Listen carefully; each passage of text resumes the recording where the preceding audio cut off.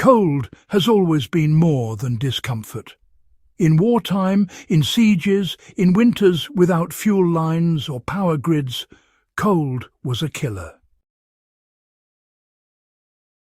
Long before electric heaters, thermostats, or even reliable stoves, people had to face winter with almost nothing. And yet they survived conditions that would shut down modern cities in days. Not through luck, but through knowledge. One of the most effective solutions they relied on was so simple it still surprises engineers today: the clay pot heater. Silent, fuel-efficient, and brutally effective. This wasn't a hack or a trick. It was a system refined over centuries by people who didn't have the luxury of wasting heat. Before we dive in, if you value real wartime survival knowledge, forgotten techniques, and field-tested history that actually works, take a second to like this video. Share it with someone who loves survival history, drop a comment to support the channel, and subscribe to Warfront Survival. This channel exists to preserve knowledge that mattered when failure meant freezing to death. Now let's get into it. The clay pot heater works because ancient people understood something most modern heating ignores: thermal mass. Heat isn't just about flame, it's about storage and release.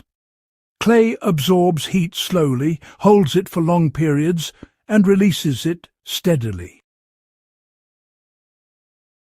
Air heats fast and, well, loses heat just as quickly. Metal heats fast, but, cools fast too. Clay sits in the sweet spot. When a small flame burns inside or beneath a thick clay pot, the energy doesn't disappear into the air. Instead, it gets locked into the walls of the pot and released gradually over time. In medieval Europe, Middle Eastern homes, and East Asian workshops, these heaters were common during the winter months. A single candle, oil lamp, or charcoal disc could be used not to heat air directly, but to charge the clay with energy. Once heated, the pot became a passive radiator. No smoke-filled room, no sparks, no constant tending. Just steady warmth radiating outward hour after hour. The basic setup was almost insultingly simple. A clay or terracotta pot, usually 6 to 10 inches wide, placed upside down over a small flame. The flame sat on a heat-resistant base, often a metal stand or stone. As the flame burned, hot air rose into the pot, heating the interior surface rapidly. The clay absorbed this energy and, slowly pushed it back into the room as radiant heat. Unlike an open flame that creates hot spots and cold corners, this method distributed warmth evenly across nearby surfaces. Historical records show that households could warm entire small rooms using nothing more than a single candle or a small handful of charcoal. Not because the flame was powerful, but because almost none of its heat was wasted.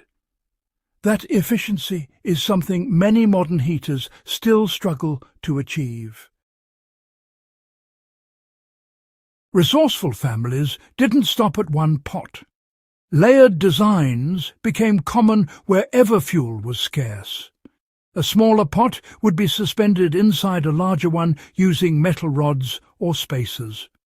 The gap between them was filled with sand, ash, or fine gravel. This added thermal mass and slowed heat loss even further. The inner pot held the flame. The outer pot became the primary radiator. This design stabilized temperatures, extended burn times, and honestly increased the effective heating area without increasing fuel consumption. Some designs included small ventilation holes to keep the flames steady and prevent oxygen starvation. Others sealed more tightly to slow combustion.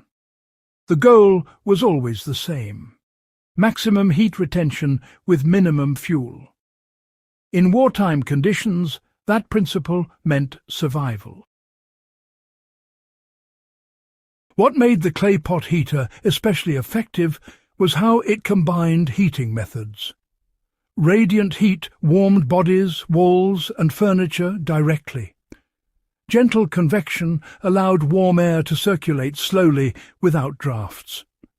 Over time, floors and walls absorbed heat and helped maintain a stable indoor temperature even in poorly insulated structures. This mattered in cabins, workshops, tents and shelters where open fires were dangerous or impractical. This wasn't a regional curiosity. Versions of this heater appeared across Europe, the Middle East and Asia for centuries. Fuel sources varied: candles, animal fat lamps, charcoal, even small embers from wood fires. The materials were always local: clay, stone, sand, metal scraps. Nothing exotic, nothing rare. Just applied physics, learned through generations of trial and error. Today, the lesson still holds. You don't need antique equipment to use the same principles. A thick terracotta pot works just fine, and so does any fire-resistant ceramic. Place a small flame on a stable, heat-safe base, never directly on the floor. Position the pot securely above it. For layered designs, keep a safe gap between pots and fill it with sand or gravel. Always ensure ventilation, especially if you're using charcoal or oil-based fuel. And, well, never leave the system unattended. The clay pot heater isn't a replacement for modern heating in large spaces. But in small rooms, off-grid cabins, emergency shelters or power outage scenarios, it can provide hours of steady warmth, using just a fraction of the fuel most heaters consume. More importantly, it teaches a mindset. Ancient people didn't just throw energy at problems. They shaped it, stored it, and released it deliberately.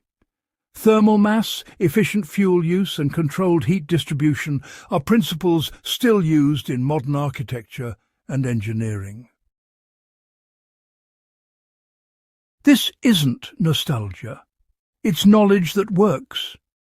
If you care about survival history, wartime ingenuity and practical skills that don't depend on fragile systems, this is the kind of knowledge worth preserving.